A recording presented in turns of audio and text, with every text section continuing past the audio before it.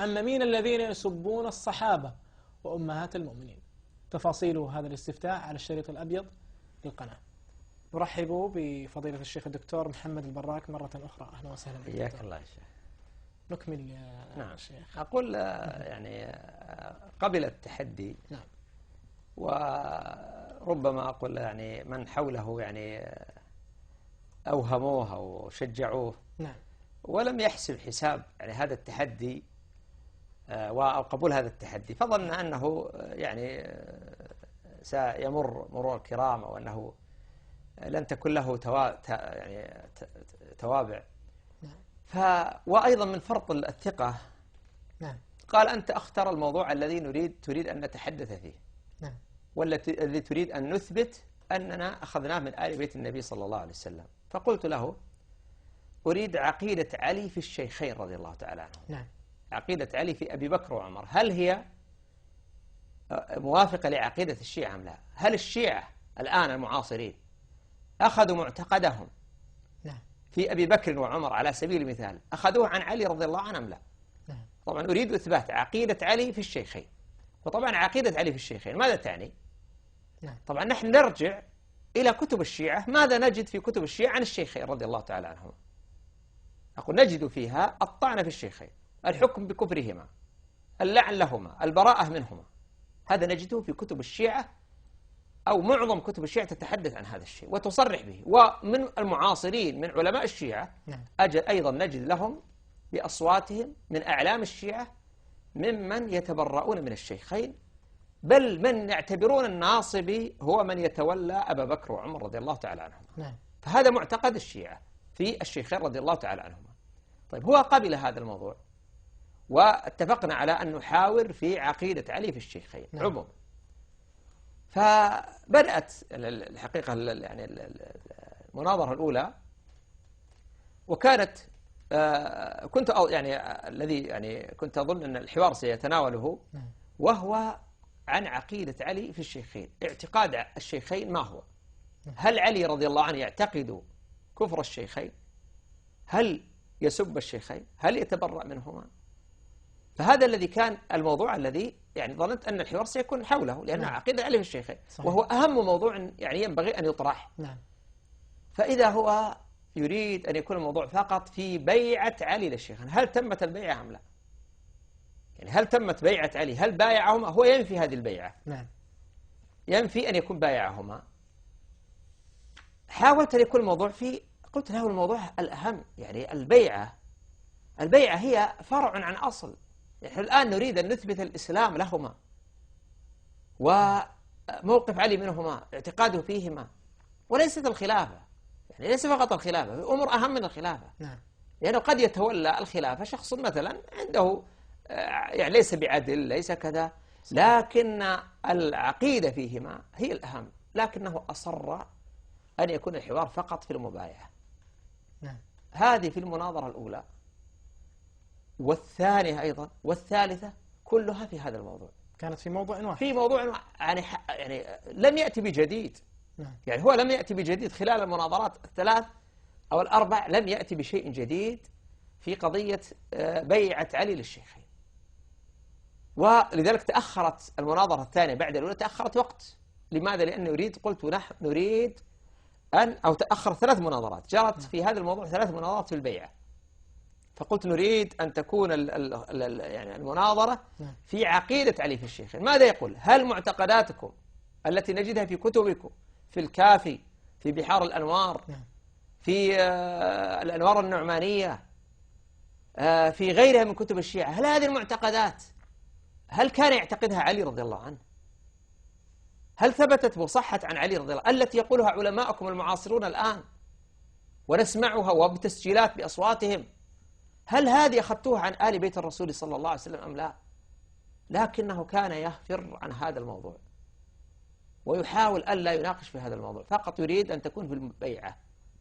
أقول استمرت المناظرات وانقطعت فترة لأنني توقفت، قلت نريد أن نطرح الموضوع المهم. انتهينا من قضية البيعة. يعني في المناظرة الأولى أثبتت له من كتبه هو أن البيعة، هو ينفي البيعة. أثبتت له أن البيعة قد تمت وجرت، وأن علي رضي الله عنه قد بايع أبا بكر وعمر، وأنه يعتقد خلافة أبي بكر رضي الله تعالى عنه. نعم. أثبتت هذا بأدلة من كتبه ومن كتب أهل السنة، ومع ذلك رفض. ثم توقفت المناظرات فترة لأن يريد أن نطرح العقيدة. نعم. بدأ الشيعة يتكلمون، وتعرف أنت يعني أن البراك هرب، أن البراك لا يستطيع أن يناظر، أن لا يستطيع كذا كذا من الكلام هذا. ولذلك قلت أيضا سنعيد المناظرة في الخلافة بناء على طلبك، وعلى شرط أن تكون التي بعدها في العقيدة. نعم. ووافقت مع أن الموضوع قد استهلك ولم يأتي الرجل بجديد. يعني من المناظرة الأولى والذي يسمعها يحكم يجد أنه لم يأتي بشيء جديد أبدا عن المناظرة الأولى التي جرت بيني وبينه. وأثبتت له من كتبه ومن كتب الشيعة أن هذه البيعة قد جرت وتمت وانتهت، وأن علي رضي الله عنه كان على وفاق مع الشيخين رضي الله تعالى عنهما. طبعا بعد ذلك استمرت تقول المناظرات. طبعا طريقة الحوار، يعني الرجل الذي مهما كانت درجة الخلاف معه، إن وجدت أن هذا الإنسان والله إن تبين له الخطأ أنه مخطئ في أدلته رجع إلى الحق. صحيح. وقبل الحق. صحيح. فهذا الحقيقة يعني تستمر معه في الحوار. وأنت كذلك أنت وجدت أن مع هذا المخالف نحن نريد الحق، ليس يعني بيننا وبين أحد يعني إلا الحق، نريد الحق. صحيح. لا نتعصب لأحد أبدا إلا لكلام الله وكلام رسوله صلى الله عليه وسلم. وهذا الذي أكدته وقلته مرات. أقول لكنه أجد أنه يراوغ بشكل سبحان الله، يعني أتعجب أن إنسان يعني والناس تستمع والآلاف من الناس تستمع المناظرة. كيف يراوغ يا شيخ؟ يعني تأتي له بالدليل لا يقبل هذا الدليل. يعني مثلا أنا قلت مثلا عبارة يعني في بداية المناظرات، قلت كلام الرجال يستدل له لا يستدل به. نعم. حتى يعني أقول نريد، ماذا أريد من هذه العبارة؟ قلت أريد كلام علي رضي الله عنه. أنا أريد كلام علي رضي الله عنه الذي إن قلت شيئا واعتقدت معتقد قل علي كان يعتقد هذا المعتقد. نعم. هو جعل هذه العبارة ينسف بها كلام الشيعة. إذا استدللت له بكلام لأحد من علماء الشيعة رد كلام علماء الشيعة بهذه العبارة. قال كلام الرجال يستدل له لا يستدل به. أنا أضرب لك أمثلة مثلا. نعم. يعني من يعني الأشياء التي ذكرتها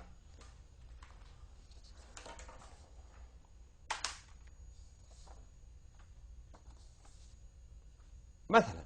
نعم. علي رضي الله عنه في كتاب، أنا طبعا ذكرت هنا الآن أول المصادر الشيعية. نعم.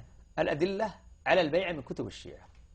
مثلا من نهج البلاغة الذي ألفه الشريف المرتضى، وهذا في الجزء الثاني صفحة 18. نعم. يقول ومن كلام له عليه السلام أي لعلي رضي الله عنه: وقد شاوره عمر بن الخطاب في الخروج إلى غزو الروم. فماذا قال علي؟ قال إنك متى تسري إلى هذا العدو بنفسك فتلقهم بشخصك فتنكب لا تكن للمسلمين كارفة دون أقصى بلادهم، وليس بعدك مرجع يرجعون إليه، فابعث إليهم رجلا مجربا واحفز معه أهل البلاء والنصيحة، فإن أظهر الله فذاك ما تحب، وإن تكن الأخرى كنت ردءا للناس ومثابة للمسلمين. ماذا نفهم من هذا الكلام؟ نصح علي لعمر رضي الله عنه. أكيد. نعم. هذا يعني إذا كان كما يعتقدون هم الآن يتبرؤون من أبي بكر وعمر. نعم. صحيح.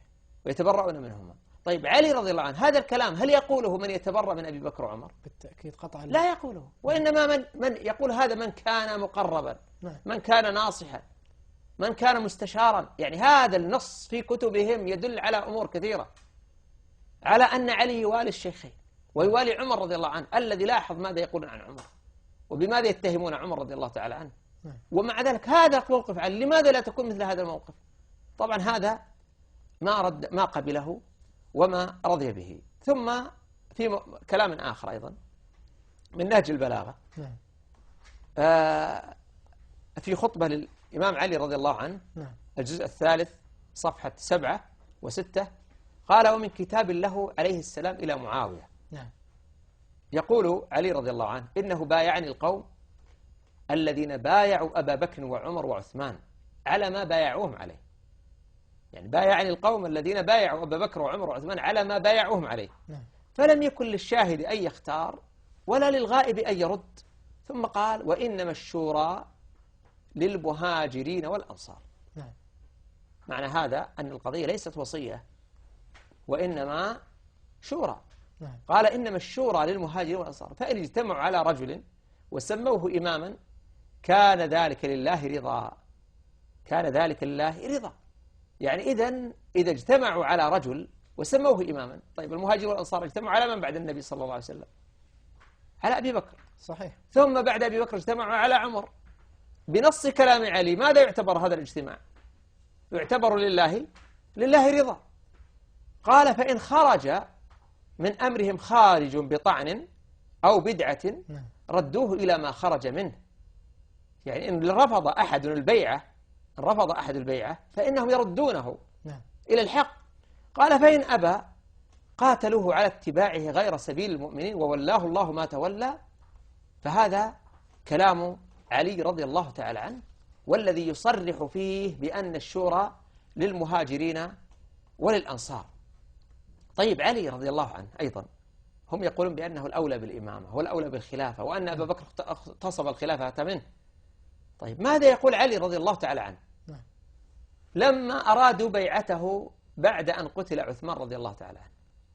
يقول علي رضي الله عنه كما في نهج البلاغة أيضا الجزء الأول صفحة 181 و182، قال ومن خطبة له عليه السلام لما أريد على البيعة بعد قتل عثمان رضي الله عنه قال دعوني والتمسوا غيري، دعوني والتمسوا غيري، فإنا مستقبلون أمرا له وجوه وألوان لا تقوم له القلوب ولا تثبت عليه العقول، وإن الآفاق قد أغامت والمحج قد تنكرت، واعلموا أني إن أجبتكم ركبت بكم ما أعلم ولم أصغي إلى قول القائل وعتب العاتب، وإن تركتموني فأنا كأحدكم ولعلي أسمعكم وأطوعكم لمن وليتموه أمركم. شفت كيف؟ هذا قول علي رضي الله عنه. هذا قول علي رضي الله عنه من كتبهم، من نهج البلاغة الذي يعتبرون هذا الكتاب يعني خطب علي رضي الله عنه، يعتبرونه يعني مقطوع بصحتها ولا يجوز الطعن بها بخطب يعني نهج البلاغة. فماذا يقول إن تركتموني يعني ما اخترتوني خليفة فأنا كأحدكم كواحد منكم، واحد من الرعية. وماذا أيضا؟ قال لعلي أسمعكم وأطوعكم لمن وليتموه أمركم. ثم قال وأنا لكم وزيرا خير لكم مني أميرا. هذا كلام علي رضي الله تعالى عنه الذي يصرح بأن أول شيء ينفي الإمامة والوصية وما أشبه ذلك، وأيضا يثبت أنه إذا بويع شخص من الناس فإن بيعته تعتبر صحيحة وخلافته خلافة شرعية. وبين أن الشورى للمهاجرين والأنصار. وأيضا له كلام آخر، يعني كلام آخر يقول فيه علي رضي الله عنه ويبين أن البيعة لا يلزم أن الناس كلهم يبايعون الخليفة. إذا بويع شخص وبايعه بعض الناس كفى عن بقية الناس. فيقول في نهج البلاغة في الجزء الثاني صفحة 86 قال ولعمري لئن كانت الإمامة لا تنعقد حتى يحضرها عامة الناس فما إلى ذلك سبيل. إذا كان كل الناس لازم يحضرون ما يغيب أحد لا يمكن تنعقد إمامة لأحد أبدا، ولكن أهلها يحكمون على من غاب عنها، ثم ليس للشاهد أن يرجع ولا للغائب أن يختار. فقول هذا كلام علي ومن كتب الشيعة المعتمدة عندهم، وهذه كلها نقول من نص كلام علي. يعني ليست هذه آراء، أقول ليست آراء هذه، وإنما هذا كلام علي رضي الله تعالى عنه. لأن في آراء أخرى وكلام للعلماء من الشيعة ممكن يقول فيه علي المحسن مثلا أن هذه يستدل لها لا يستدل بها. نقول الكلام الذي تقدم الآن يعتبر ماذا بالنسبة للشيعة؟ يعتبر أدلة، لأن علي عندهم ماذا يعتبر؟ يعتبر إمام معصوم، وقول علي